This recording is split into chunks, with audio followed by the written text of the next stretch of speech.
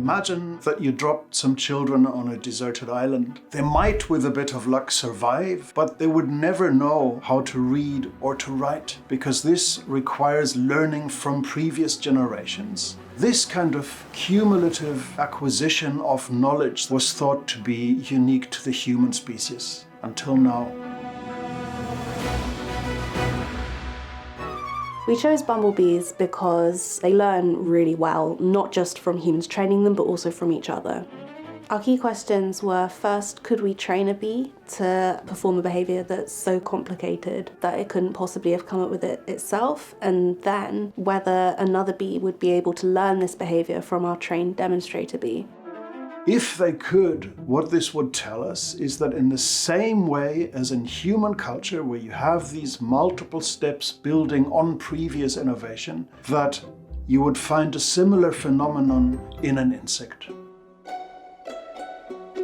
Welcome to the Bee Lab. This is where we keep all of our experimental colonies, such as the one you can see here. This yellow target is where we put the reward for the bees, which is sucrose solution. To get the reward, they first have to push this blue tab out of the way. With the blue tab out of the way, now the bee can push the red tab all the way around to get the reward. That might seem simple enough to a human, but to a bee it's actually really difficult, because this first step here, they don't get a reward in exchange for it. They have to wait until they open the whole box.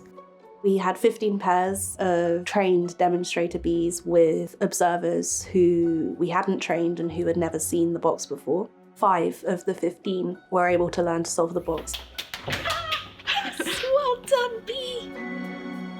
We used to think that humans were the only species where someone might head out on a quest, learn something so complicated that when they bring it back to their village, the others don't believe it could have come from anywhere but the gods, and pass that on to other generations. It now seems at least plausible that a similar quest is going on in social insects, and that changes everything.